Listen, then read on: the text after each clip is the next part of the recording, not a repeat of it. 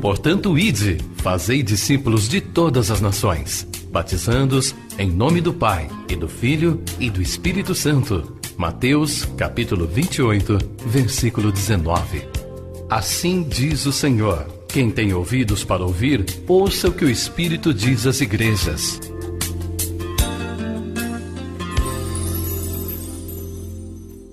Deus, em nome de Jesus, mais uma vez, humildemente, nos colocamos diante de Ti.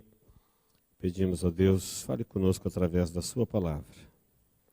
Cremos que ela é a Sua palavra e que ela nunca volta vazia, ela sempre cumpre o que lhe apraz. Oferecemos a Ti nosso coração aberto, receptivo, e Te pedimos, fale conosco. Em nome de Jesus oramos. Amém.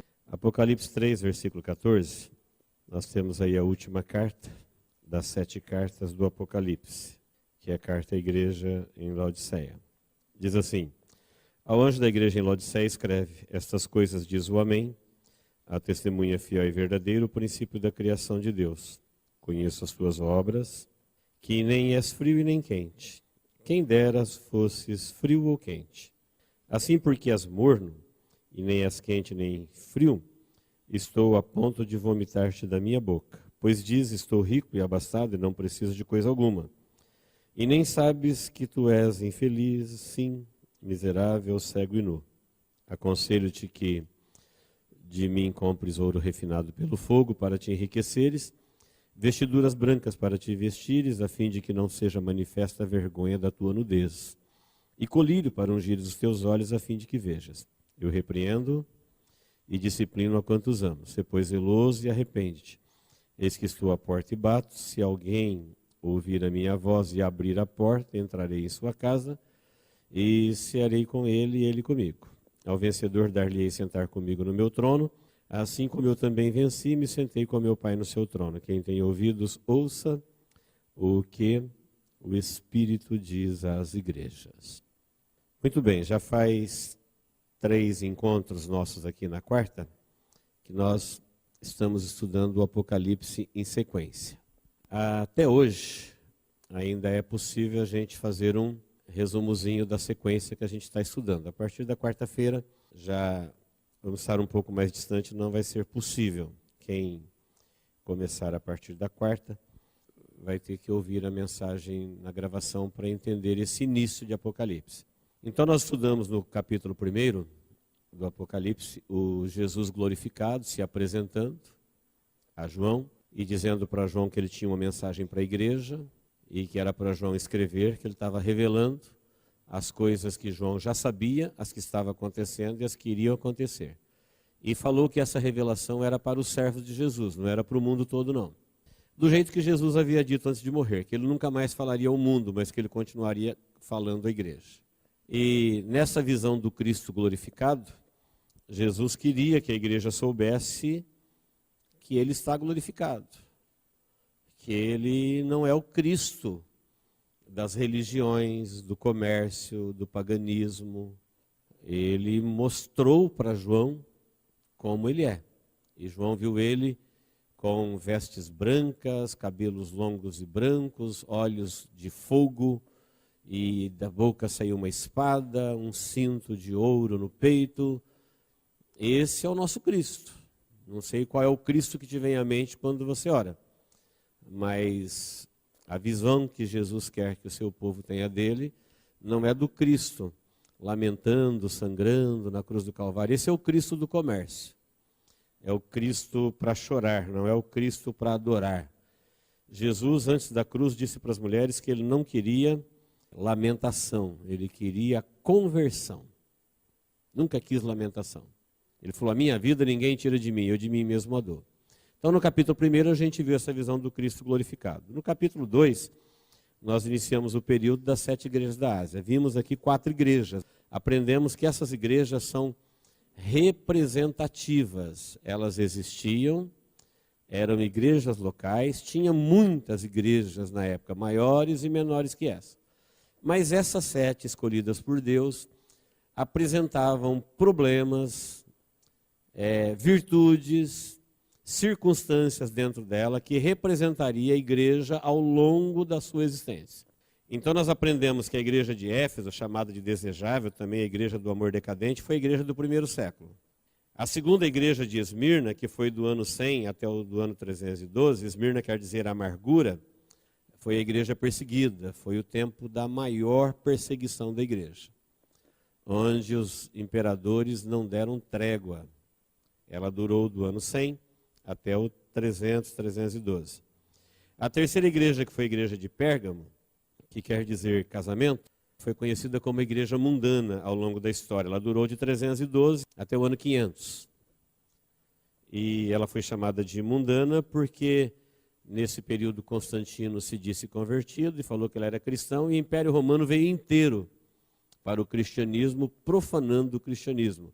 O verdadeiro cristianismo passou a viver à margem disso. Então foi aqui que o Império Romano criou a Igreja Romana, que todo católico romano pensa, nossos avós, nossos pais, muitos de nós, pensamos que o catolicismo ele vem de Cristo, Pedro, nada disso. Cristo, os apóstolos e os discípulos dos discípulos sofreram uma perseguição violenta de mais de 300 anos. Foi só no quarto século, quando Constantino era o imperador, que ele acabou com a perseguição. Foi quando o diabo ficou mais perigoso ainda. Antes ele matava, destruía, quem era cristão acabava com as Bíblias, jogava para as feras, queimava nas fogueiras. Mas no quarto século o diabo se dissimulou e falou: agora nós todos somos cristãos. Ninguém mais persegue o cristianismo. E aí o Império Romano, com toda a sua orgia, com todo o seu pecado, se disse cristão. Então foi a partir daí que nasceu a Igreja Romana com seus dogmas. Como não é possível ser romano e cristão, eles criaram as tradições. Acabaram com as Bíblias, criaram as tradições, a missa em latim, mantinha o povo longe da verdade, e isso se estendeu até a Reforma Protestante no ano 1500. Então a terceira igreja de Pérgamo foi aonde deu origem. Inclusive a origem do papado era exatamente para não questionar a infabilidade papal, que ela pertencia a Roma. Roma queria o domínio político e o domínio religioso do mundo. Exerceu durante séculos e exerce com grande influência até hoje. A quarta igreja de Tiatira quer dizer que sacrifica sempre. Ela durou do ano 500 até 1500. Foi esse período de trevas, depois que Constantino fez o casamento da igreja com o Estado, veio esse período chamado da igreja profana, a igreja papal. Ela foi até a Reforma Protestante, no ano de 1500. Aí, hoje, nós ficamos de ver a Sardes, Filadélfia e Laodiceia. Então, rapidamente, seguindo essa sequência, a quinta carta é a igreja de Sardes. Sardes quer dizer remanescente. Ela existiu de 1518 até 1750. Para nossa surpresa, ela é conhecida como igreja morta. Aí você vai dizer assim, mas justo a igreja da Reforma é a igreja morta? Ela ficou conhecida como igreja morta porque a Reforma não sobreviveu aos seus reformadores. Então os reformadores começaram a valorizar muito suas teses, seus pontos de vista. Então Lutero, quando proclamou a reforma na Alemanha, quando ele se encontrou com os Zwinglio da Suíça, e eles tinham lá 14 teses que eles não se entendiam. Resultado, a reforma acabou que os reformadores não falavam a mesma língua. Por isso você vai ver na carta de Sardes, como eu disse, cada igreja dessa, ela traz informações de um período que a igreja viveria. Quando você lê a carta, você fala, que precisão fantástica tem a palavra de Deus.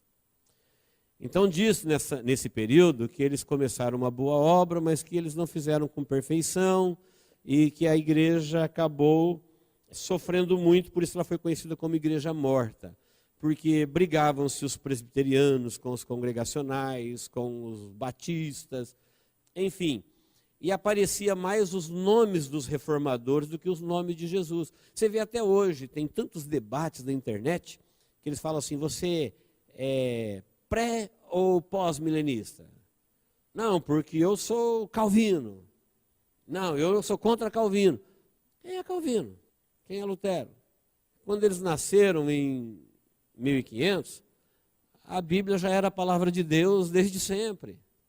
Então, como a reforma ficou muito no nome humano, nas teses humanas, a igreja da reforma não avançou muito. O grande avanço missionário veio pós-reforma. Então, a igreja do pós-reforma, que é a igreja de Filadélfia, Filadélfia quer dizer amor fraternal. Então, essa igreja manifestou um amor pelas almas, amor fraterno, pelo perdido, e começou a enviar missionários para o mundo e alcançar almas. Essa igreja ela começou em 1751 e foi até o início do século 21. Muitos estudiosos da palavra são da opinião que essa igreja coexiste com a última, que é a nossa, que é a de Laodiceia. Que hoje nós temos um pouco de Filadélfia e um pouco de Laodiceia. Bem, a última carta é a de Laodiceia.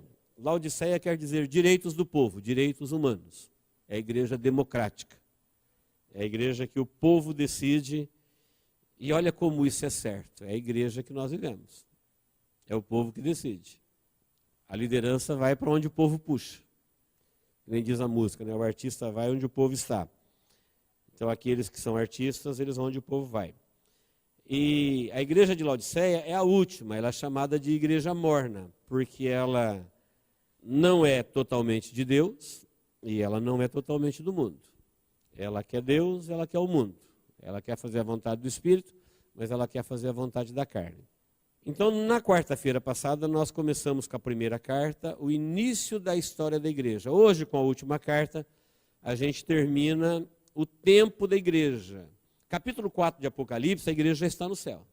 Não tem mais informação da igreja na terra. A Laodiceia é a última. Então, nós estamos vivendo o período de Laodiceia. Até aqui, João, no capítulo 3, ele está ouvindo a voz que falou atrás dele, que ele se virou para ver quem falava com ele na ilha de Pátimos, e ele viu Jesus glorificado, sentado no seu trono, falando com ele, falando com o anjo para falar com ele, ou melhor. Já no capítulo 4, ele olha e vê uma porta aberta no céu, e aquele que falava com ele fala, vem para cá, sobe aqui. Ele começa a ver as coisas no céu. Não tem mais igreja na terra. Então isso é um resumo bem simplesinho, mas para não ficar aquele mistério, que igrejas são essas, que cartas são essas? Então são igrejas representativas, igrejas locais que existiam naquela época, que tinham problemas e virtudes, que a igreja teria ao longo do tempo, igual Deus havia dito para Daniel no Antigo Testamento. Olha, Daniel, tem 5 reinos sobre Israel. Vem aí Nabucodonosor, vem a Pérsia, vem a Grécia e vem Roma. E o último é um mercado comum, é um aglomerado de nações. Então Deus deu os mesmos detalhes, por isso Daniel e Apocalipse é estudado muitas vezes em conjunto. Mesma visão que deu para Daniel, para o povo judeu, ele dá para João, com uma diferença. Na época de Daniel, ele falou para Daniel, cele as palavras deste livro, porque o tempo ainda vai demorar. Não é para agora. Para João ele disse, olha, não cele as palavras da profecia deste livro, porque o tempo é findo. Está chegando o tempo do término da igreja. Então, para nossa reflexão, em todas as cartas, para a igreja em todos os tempos, nós ouvimos aqui, quem tem ouvidos para ouvir, ouça. Ouça o quê? O que o Espírito, em letra maiúscula, quer dizer o Espírito Santo, diz às igrejas. 2 palavrinhas importantíssimas para a nossa reflexão. Primeiro é ter ouvidos para ouvir. Os irmãos sabem que uma coisa é ter ouvido e outra coisa é ter ouvido para. Porque às vezes nós temos ouvido, mas não temos ouvido para. Não tem ouvido para isso. Eu não tenho ouvido para aquilo. Não dou conta de ouvir isso. Então, Jesus está revelando para a igreja que muita gente nas igrejas não teria ouvido para ouvir o Espírito Santo. Por isso, nas cartas, está escrito assim, olha, nos últimos dias, eles vão amontoar para eles mestres, como que tendo doença nos ouvidos. Eles não vão querer ouvir o Espírito, eles querem ouvir mestres que falam as coisas que eles querem ouvir. O último tempo será marcado por uma proliferação gigantesca do falso. Cristo falso, Deus falso, palavra falsa, mestre falso, povo falso, culto falso. Deus prometeu guiar o seu povo na verdade. E a verdade é uma coisa que a gente gosta de falar, mas não é tão fácil assim de digeri-la. Porque a verdade é sempre a verdade, ela não procura agradar ninguém. Ela é o que ela é. Ela não é moldável. Então, em todas as cartas, ele diz que o Espírito estaria falando às igrejas. Mas o Espírito Santo não tem uma igreja só? Tem uma só. Por que ele está falando às igrejas? Porque essa igreja que ele tem está dentro das igrejas. Não é as igrejas, mas é a igreja. Dentro da igreja visível, existe a igreja invisível. Qual que é a igreja invisível? É aquela que tem ouvidos para ouvir o que o Espírito diz às igrejas. Então isso, você aprende de carreirinha nos evangelhos. Jesus falando assim, olha, quando eu for para o Pai, o Espírito Santo virá e ele vos guiará na verdade. Vocês têm que ficar atento ao que o Espírito está falando. O Espírito vai estar falando. O Espírito Santo está fazendo a obra dele. Ah, mas o mundo está assim. O Espírito Santo está fazendo a obra dele. Ele está falando, ele está revelando. Mas o povo é outra coisa. As igrejas é outra coisa. O Espírito Santo sempre terá voz para quem tem ouvido para ele. Lembra do eunuco que veio lá da Etiópia para adorar em Jerusalém, sozinho? Chegou lá, Jesus já tinha morrido, não deu tempo de conhecer Jesus, ele queria adorar Jesus, já tinha ressuscitado, tinha ido embora, ele ia voltando triste, lendo o profeta Isaías na sua carruagem, e o Espírito Santo falou para um diácono, falou assim, olha, vai na estrada de Gaza, tinha 2 Gaza, vai na Gaza que está deserta, olha o endereço, vai na Gaza que está deserta. E não falou mais nada. Chegou lá, ele encontrou o eunuco e pregou o evangelho para ele e batizou ele no meio do caminho. Ele veio com tanta sede para encontrar Jesus e foi com o Espírito Santo que ele encontrou. E a Bíblia fala que ele seguiu jubiloso o seu caminho. Não estava mais triste. Jesus apareceu para Maria no túmulo porque Maria era a mulher que mais queria Jesus naquele dia. Todo mundo foi embora, ela ficou lá de manhã cedo chorando. Falando para Jesus, pensando que é o coveiro, onde ele está? Eu quero levar. Ela queria ele morto mesmo. Então a mensagem para nós, queridos, é assim. O Espírito Santo, no meio dessa falsidade toda que existe por aí, de falsos espíritos, falsos cultos, falso Deus, falso Jesus, ele está guiando seu povo. Quem tem ouvidos para ouvir o Espírito? Tem gente que tem ouvido para louvor, tem gente que tem ouvido para música mundana, tem gente que tem ouvido para isso, para aquilo, mas quando se trata de ouvir o Espírito, ele não tem ouvido para isso. Bem, quem não ouvir o Espírito Santo, você vai se perder, porque você vai se perder errando o caminho, porque é ele que vai guiar o povo na verdade. A nossa preocupação como igreja aqui é orarmos a Deus para que o Espírito nunca saia do nosso meio. Nem do nosso culto, nem do nosso coração. Senão a gente não sabe para onde ir. Nós vamos seguir o falso pensando que é o verdadeiro. Vamos ter doença nos ouvidos, nos deliciar com o falso. Como aconteceu com os religiosos. As igrejas. Eu sei que a igreja de Jesus, ou a igreja institucional, ela sofre um verdadeiro massacre hoje. Pessoas frustradas com a igreja, nas partilhas, nas conquistas, enfim, por motivos 1000. Eles saem da igreja e se tornam verdadeiros inimigos. Mas o fato é que Jesus falou para João no capítulo 1 que ele anda no meio da igreja, que ele tem os pastores na sua mão, que ele fala com o seu povo, e quem tem ouvidos é para ouvir o Espírito, que o Espírito está falando nas igrejas. Não falou que está falando nas casas, não. Nem na internet, nem na rua. É nas igrejas. É verdade que a instituição está falida. A instituição igreja, quando você vê alguém falando, olha, aquela igreja é verdadeira, desconfia, porque não existe. A instituição está falida. Mas é no meio dela, da instituição, que o Espírito Santo fala com quem tem ouvidos para ouvir. Então é no meio das igrejas. É o que está escrito no Apocalipse, é uma mensagem para a igreja. E para a igreja do nosso tempo diz, quem tem ouvidos para ouvir, ouça. Então nós temos que ter ouvido para ouvir o Espírito Santo. Nós precisamos reconhecer quando o Espírito Santo fale conosco. Se você não reconhecer a voz do Espírito, a tua própria mente fala para você aquilo que você quer ouvir. Tua própria mente cria um Deus para você.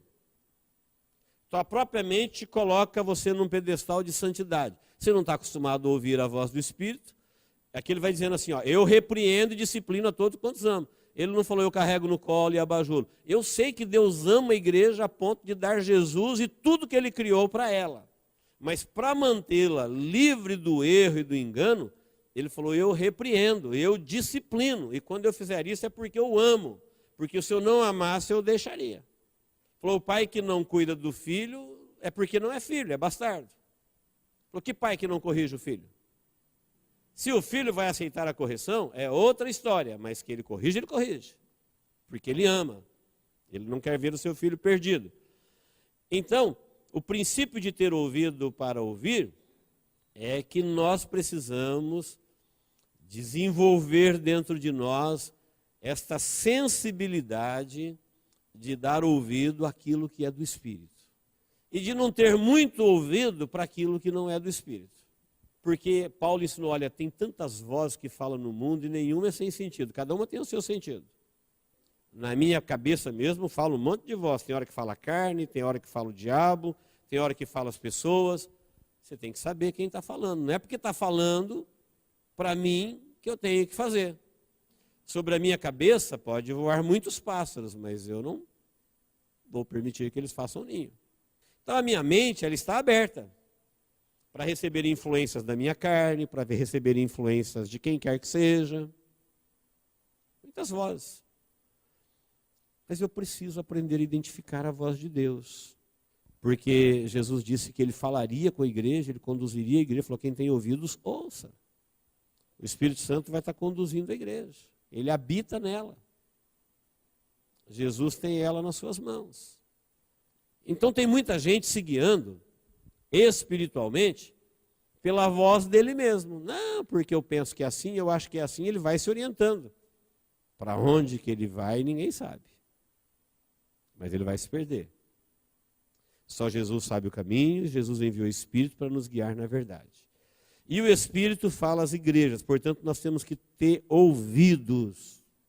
Temos que ter ouvido para as coisas espirituais, coisas boas, coisas do céu.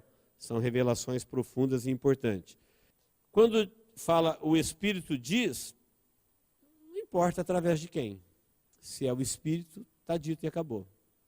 Posso até não gostar da pessoa que está falando, mas não é ele que eu estou ouvindo. Eu estou ouvindo a voz do Espírito.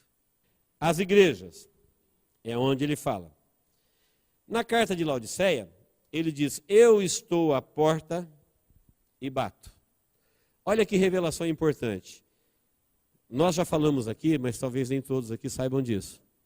O Antigo Testamento termina com Deus fora do templo. Que absurdo! Davi construiu o templo, e foi destruído, e foi construído de novo, e foi consagrado ao Senhor, e a glória do Senhor se manifestou lá. Mas quando chegou na época de Jesus pregar o Evangelho, João Batista antes de Jesus, João Batista apareceu pregando no deserto. Voz do que clama no deserto. Quem clamava no deserto? Deus. Endireitai os caminhos do Senhor. Por que Deus estava no deserto? Porque o templo foi tomado pela corrupção religiosa. Então os sacerdotes que estavam lá, eles estavam todos na folha de pagamento de Roma. E já fazia tempo. Como o sacerdote tinha uma comida especial, ele não comia a comida do povo comum, o sumo sacerdote. Como o sumo sacerdote tinha uma roupa especial, ele não vestia a roupa do povo comum, o último sacerdote, que era filho de sacerdote, foi João Batista. O pai dele era sacerdote. A mãe dele também era de linhagem sacerdotal. Portanto, ele era um legítimo sacerdote. Como o sacerdote tinha que ter roupa diferenciada, ele estava vestido de pelo de camelo. Comia uma comida diferente, ele comia gafanhotos e mel silvestre. E o templo? O templo estava lá, oferecendo cerimônias para Deus, e um comércio, todo mundo se achando dentro do céu, e Jesus foi revelar para eles depois que eles não estavam no céu não, que eles estavam servindo o diabo dentro do templo. São João 8. Absurdo! É. Falamos isso aqui esses dias. Jesus disse assim, olha, não pode ser que vocês tenham Deus por Pai, porque se vocês tivessem Deus por Pai, vocês entenderiam a minha fala. Eu vim de Deus, ele falou. Como é que vocês não me entendem? Como é que a gente não se comunica? Porque vocês têm por pai o diabo e querem satisfazer os seus desejos. Então o Antigo Testamento termina com Deus fora do templo. E o Novo Testamento termina com Jesus fora da igreja. Por isso ele diz, eis que eu estou à porta e bato. Quem que bate na porta? Quem está dentro ou quem está fora? Quem está fora. Quem está dentro não bate. Estou à porta e bato. E veja que ele agora já não fala mais com a instituição, ele fala com o indivíduo. Se alguém abrir a porta, eu entrarei em sua casa. Então hoje não existe uma instituição para você falar, olha, entre nela, que você vai ser guiado na verdade. Não. Hoje ouça a voz do Espírito, abra a porta do seu coração, deixe ele entrar na sua vida e te guiar na verdade dele. Se alguém abrir a porta, eu entrarei em sua casa e com ele eu cearei. Isso é uma revelação para nós, que a igreja do tempo do fim, a igreja de Laodiceia, estava se achando. Era uma igreja que tinha o orgulho, a igreja local da época de Laodiceia. Estava edificada sobre montes, ela teve o orgulho de se reconstruir de uma tragédia com recursos próprios, ela tinha um rico comércio. E ela era uma igreja que representava a igreja do tempo do fim, como a igreja de hoje. Ele diz aqui, a igreja de hoje diz assim, eu rico sou. É rico? O que quer dizer rico? Aí Deus falou assim, olha, você não sabe que você é pobre. Nós somos ricos do que temos muito e somos pobres do que temos pouco. É a melhor definição de riqueza e pobreza. Você é pobre de saúde se você tem pouca saúde. Você é pobre de dinheiro se você tem pouco dinheiro. Você é rico de dinheiro, você tem muito dinheiro. Você é rico de saúde, você tem muita saúde. E essa igreja que estava dizendo, sou rico, ela tinha só dinheiro. Financeiramente estabelecida. Mas ela tinha só dinheiro. Quando o assunto é só dinheiro, se trata de um nível baixo de riqueza, porque o dinheiro tem valor até um certo nível. Tem certo nível na vida que não adianta nada ter dinheiro. O dinheiro é um nível pequeno de riqueza. Por exemplo, a saúde é mais rica que o dinheiro. Sim ou não? Amém? A paz é mais rica que o dinheiro. Quem quer um caminhão de dinheiro e viver o inferno dentro dele? Para onde você iria? Para onde você iria com um monte de dinheiro e um tormento dentro de você? Ou então com doenças? Realmente, o dinheiro ele tem um nível. Aí Deus diz assim, você não sabe que você é pobre. Do que ele era pobre? Ele era pobre de Deus. Ela era pobre de fé, ela era pobre de humildade, ela era pobre de graça de Deus, de dons de Deus. Ela era rica de coisas, ela era rica de bens materiais, mas ela era pobre dessas coisas que o dinheiro não compra. Então Deus disse, você não sabe que você é pobre. Ele diz, você pensa que você vê, mas você não sabe que você é cego. Então nós somos ricos de visão quando a gente enxerga bem, nós somos pobres de visão quando a gente enxerga pouco, é o mesmo princípio. E ele está dizendo para a igreja de Laodiceia, você está se vendo numa perspectiva local. E Deus relaciona com o seu povo na perspectiva da eternidade. Nós precisamos entender isso para a gente entrar dentro do Apocalipse, que as coisas que nós vamos ver, elas não podem ser compreendidas à luz da razão. Você vai ter que compreender isso pela fé, na perspectiva da eternidade.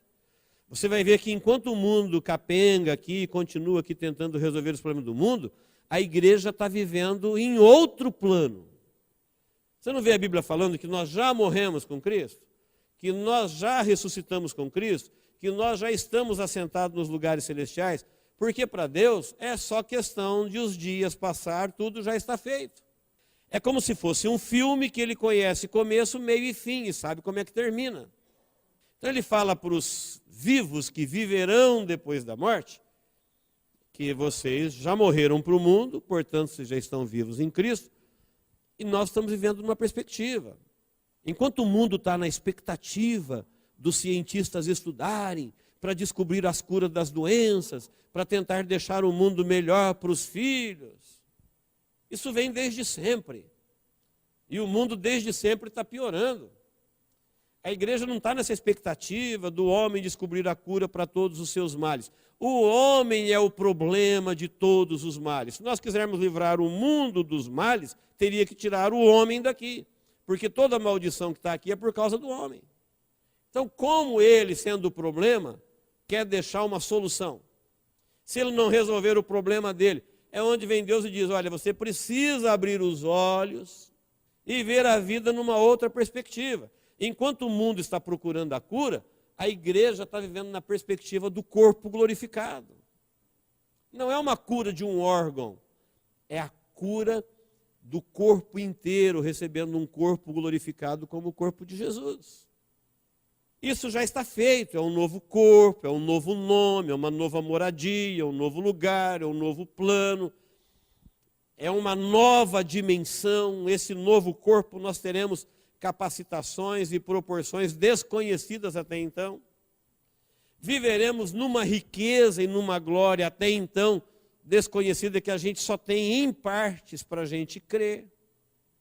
Então ele fala para a igreja do Direitos Humanos dizendo, você não sabe que você é cego. Se você está vendo a vida na perspectiva de bênção, vê que a igreja de hoje ela convida o povo para ser abençoado. Deus vai te dar carro, casa, moto, vai resolver o teu problema, vem, porque ele resolve. E aí todo mundo cai no golpe, não resolve o problema de ninguém, resolve o problema só de quem está arrecadando. Que também não resolve o problema dele é pior. Porque um dia ele vai dar conta de tudo que fez.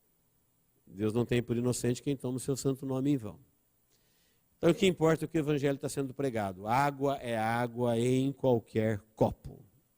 Então a gente nunca fala dos pregadores, que eles estão errados, que eles estão certos, porque Paulo falou ali, importa que o evangelho seja pregado. Se você servir um copo de água cristalina num copo de cristal, ela mata a sede. A mesma água pode ser servida num copo de plástico, que ela mata a sede. A mesma água pode ser servida na mão, que ela mata a sede. Ela é água.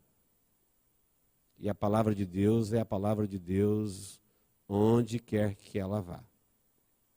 Mas para essa carta do nosso tempo, ele diz, você é morno, e porque você é morno, eu vomitar-te-ei da minha boca. Lá em Laodiceia, tinha as fontes de águas eméticas, águas mornas. E quando alguém com muita sede não tinha outra para tomar, ele tomava água morna e ela dava vômito. Então eles sabiam muito bem o que significava isso. E para a carta de Laodiceia, dentro daquele contexto, ele diz, porque você é pobre, porque você é cego, porque você é nu. O que quer dizer nu? Nu, pobre de vestes. Bem vestidos, mal vestidos. Na Bíblia, vestes, está dizendo, você vai ver na parábola do casamento do filho do rei, que tinha alguém que não estava vestido de traje nupcial.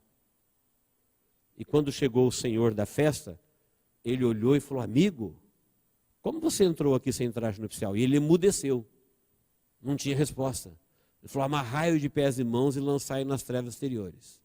Está dizendo que para alguém comparecer diante de Deus ou no reino dos céus, mesmo aqui na terra, ele precisa estar vestido da justiça de Cristo. Lá em Apocalipse, quando fala que o Espírito Santo adornou a igreja preparando para o casamento, diz que as vestes da igreja é a justiça. Jesus, na nossa vida, tem que nos tornar justos. Nós não vamos acabar com a justiça no meio em que nós vivemos, mas nós podemos eliminá-la na nossa vida. O máximo que a gente puder. De não amá-la, não praticá-la, não defendê-la. E a justiça de Cristo na nossa vida foi o que satisfez a ira de Deus quanto à maldição do homem. Então Deus olhou para Jesus e para Adão, e Adão trouxe uma herança maldita, um homem morreu e contaminou a humanidade. Um homem morreu e deu a oportunidade de salvação para a humanidade. Deus disse, é justo. É justo. É justo que ele derrame o sangue dele inocente pelo sangue do pecador. Aceitou a justiça, o juiz de toda a terra. E se nós não tivermos na justiça de Cristo, nós estamos despidos em juízo. como alguém que vai ser julgado e aparece nu, como alguém que tinha que estar vestido de traje nupcial e ele está lá nu. Como? Você não pode estar aqui. Isso está dizendo que o homem não tem justiça própria. Nunca confie nesse negócio. Não, eu sou bom, sempre fui bom, pago minhas contas em dia, sou verdadeiro. Parabéns, mas isso é justiça humana. Quando se trata de vida eterna, isso daí não vale nada. Isso é bom para o testemunho, nós temos que ser isso mesmo. Mas não confie nisso para herdar vida eterna, que você está nu. É os méritos de Cristo, é a justiça de Cristo, é a roupa dele. E a igreja de Laodiceia, ela se achava competente, ela se achava religiosa por sua cerimônia, por suas capacidades, porque ela fazia isso, porque ela fazia aquilo. Ela confiava na sua justiça. O que aconteceu com a reforma? Os reformadores se achavam. E aí a igreja da reforma ficou mais institucional, conhecida como igreja morta. Foi a próxima igreja pós-reforma que nasceram os grandes missionários ardendo de amor pelas almas perdidas. Guilherme Carey, Adonira e tantos outros. Moody, Spurgeon, e assim vai. Ganhavam almas para Jesus numa humildade, numa unção, numa graça. E esses nomes aí, muita gente nem sabe quem são, porque eles não pregavam o nome deles, eles pregavam Jesus. Eles não apareciam. Diferente da reforma, após reforma. Então, queridos, o conselho de Deus, eu aconselho-te que você compre de mim ouro para te enriquecer. Deus está dizendo assim, olha, se preocupe com a riqueza espiritual. Essa banca qualquer dívida sua. O dinheiro não, ele vai até um certo ponto. E qualquer outro valor. Ele está dizendo, olha, eu aconselho você que você compra. Por que comprar? Não é de graça? O preço é a busca. O preço é o interesse. Lá em Isaías, ele disse, vinde, comprai sem dinheiro e sem preço. É sem dinheiro e sem preço, mas é comprai. Não disse que é dado. Vinde, comprai sem dinheiro e sem preço, água para você matar a tua sede, comida para você matar a tua fome. Por que você gasta o teu dinheiro naquilo que não é pão? Tinha que comprar porque é o preço da busca. O que nós estamos fazendo aqui numa quarta-feira à noite, depois de um dia de trabalho? Isso custa. Por mais que você diga assim, não, pastor, isso para mim é prazeroso. Pelo Espírito. Porque se não fosse pelo Espírito, nós diríamos assim, não. Para muita gente é um preço impagável ir na igreja todos os cultos. Muitas pessoas realmente têm dificuldade. Mas para algumas pessoas isso é um preço insuportável. É um preço muito alto. Eu, às vezes, no louvor, tenho vontade de sentar. Mas eu me lembro quando eu ia em estádio de futebol, ninguém senta. Quem vai num show mundano, ninguém senta. Quem vai no cinema, ninguém reclama do ar. Quem paga estacionamento onde é pago, ninguém briga por vaga. Por que nas coisas de Deus a gente complica? Porque se eu estivesse prestando concurso por uma vaguinha de emprego para ganhar qualquer dinheirinho, eu teria que convencer as pessoas que eu estou bem. Mesmo que eu não esteja tão bem, eu vou tentar falar, não, eu estou bem, eu estou ótimo. Eu vou mostrar o meu melhor perfil. Aí quando chega na hora das riquezas celestiais, eu falo, não, Deus vai entender, eu estou cansado. Amém, às vezes a gente está cansado, o bico do papagaio, o bico da arara, reclama tudo, né? Eles dói tudo de uma vez só, a primeira, a terceira, a quarta, a quinta vértebra, sei lá quantas tem, elas aparecem. Mas muitas vezes nós temos que nos mostrar varonil, porque o reino dos céus está aberto para todo mundo. Você imagina quando a porta fechar? Como que as pessoas não vão querer falar, não, Deus, tem alguma coisa que eu posso fazer aí? Fala, não, está completo. Não precisa de mais ninguém. Depois que não tiver vagas mais. Depois que alguém por algum motivo ficar de fora. Aí é só lamento. Então agora é a hora. Agora é a igreja na terra. Daqui a pouquinho, o capítulo seguinte, ele está por acontecer. João escutou a voz que falou, vem para cá. E aí ele falou, agora eu vi a igreja no céu. E ele começa a contar para nós o que a igreja estava fazendo lá no céu, que nós vamos ver quarta-feira que vem. Para nós, igreja de Laodiceia, a mensagem de Jesus glorificado é essa, falou, olha, eu estou à porta, quer dizer, não é instituição, Não é Manancial, Batista, Presbiteriana, Metodista, esquece a instituição. Todas elas estão comprometidas. Hoje o apelo é à pessoa, ao indivíduo. Ele falou, eu não estou cobrando você dentro da igreja, eu estou cobrando você na porta do seu coração. Quero entrar no seu coração e quero morar aí. E quero viver com você. Você vai ouvir a minha voz. Eu vou te guiar na verdade. Vou te guiar na verdade. E essa condução do Espírito termina com o Espírito Santo apresentando a igreja a Jesus nos ares, quando a trombeta tocar. Ele está conduzindo a igreja aqui, e daqui ele vai levar ela para o céu. Aí a igreja institucional vai continuar aqui. E muita gente vai estar aí. Quando eles lerem a Bíblia, acho que eles vão folhear a Bíblia de um lado para o outro, ele vai dizer, agora já foi. Aí o único livro que vai fazer sentido ainda vai ser o Apocalipse. Mas mesmo assim, acabou o tempo da igreja. E nós estamos no período final. 7 igrejas representativas, 7 períodos, nós estamos vivendo no período final de Laodiceia. Pode ter certeza disso. Amém, queridos? Que Deus nos abençoe em Cristo Jesus. Vamos orar. E nessa oração, coloque diante de Deus aquilo que você tem a dizer a Ele, depois de ouvir aquilo que Ele disse a você. Nosso relacionamento com Deus, a gente ouve e a gente fala. Deus, em nome de Jesus, obrigado, Deus, por esse tempo de meditação na sua palavra. Somos teu povo, tua igreja congregada aqui neste lugar.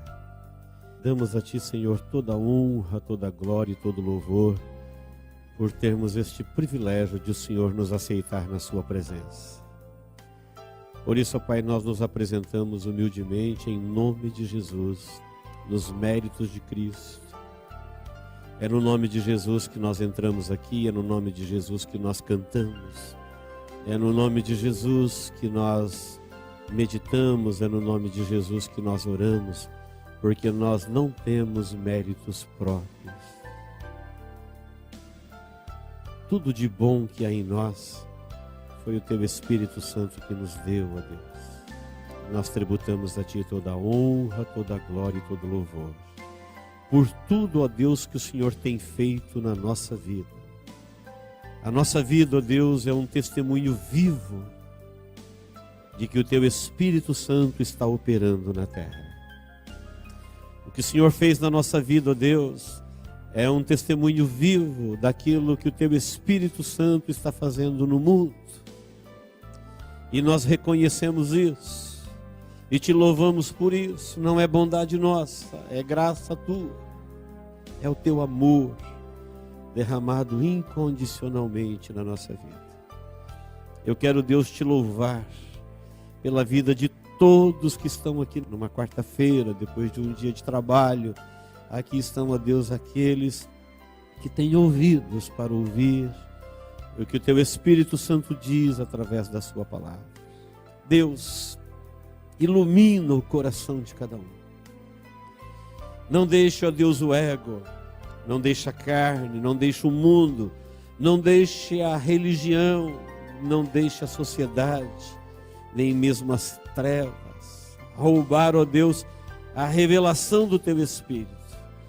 Não deixe, ó Deus, nada, absolutamente nada, tirar a verdade Tua da nossa vida, mas que ela fique cada vez mais clara, compreensível, aceita, porque nós queremos, ó Deus, sermos guiados na Tua verdade até o nosso encontro com Cristo nos ares. Por isso, Pai, nós aceitamos humildemente, em nome de Jesus, renunciar qualquer tipo de orientação. Qualquer tipo de orientação que não seja o Espírito Santo da verdade nos guiando nos caminhos da vida. Deus, nós Te pedimos desta riqueza das coisas santas, das coisas celestiais. Enriqueça-nos, ó Deus, com humildade. Enriqueça-nos, ó Deus, com fé. Enriqueça-nos, ó Deus, com ousadia. Enriqueça-nos, ó Deus, com graça. Enriqueça-nos, ó Deus, de amor, de bondade. Enriqueça-nos, ó Deus, das riquezas celestiais. Que nós possamos ter sede dessas riquezas, desejo de conquistá-las, obediência para aceitar o Teu Espírito Santo produzi-las em nós. Dá-nos, ó Deus, os recursos financeiros necessários para vivermos em sinceridade diante de Ti. Pai, eu te peço em nome de Jesus, que toda e qualquer coisa na nossa vida, nos nossos planos, nos nossos sonhos, nos nossos caminhos, que não venham da Tua parte, que eles sejam, ó Deus, removidos e que a Tua verdade reine, ó Deus, poderosamente na nossa vida.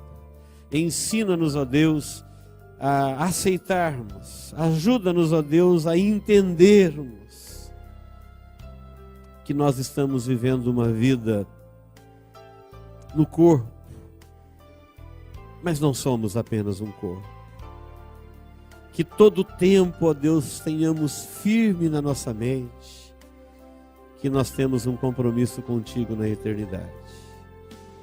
Que o Senhor tem planos e propósitos que nos aguardam desde já e para sempre. Que isso, Senhor, fique bem vivo o tempo todo no coração de cada um. Não nos deixe, ó Deus, esquecer um só momento da vida, que a melhor coisa que nos aconteceu foi encontrar o Senhor Jesus e ter os nossos nomes escritos no livro da vida. Nós temos motivos para te louvar e te adorar todos os dias do nosso viver. Em nome de Jesus, ó Deus, oramos. Se tem aqui alguém doente, triste, perdido, oprimido, nós oramos por essa pessoa agora em nome de Jesus. E na autoridade do nome de Jesus, nós ministramos a Tua cura, a Tua libertação, a Tua alegria. Senhor, destruímos toda a ação do inimigo, toda a ferramenta preparada, toda a atuação na mente, na alma, no corpo. Nós anulamos isso no poder que há no nome de Jesus. E tributamos a Ti, Senhor, toda a honra, toda a glória e todo o louvor. Em nome de Jesus. Amém. Diga comigo, Deus, eu te peço, em nome de Jesus, na minha vida, me ajude a nunca esquecer de que eu estou vivendo esta vida na perspectiva da vida eterna, conforme o Teu Evangelho, em nome de Jesus. Amém. Tome posse em nome de Jesus. Deus te abençoe.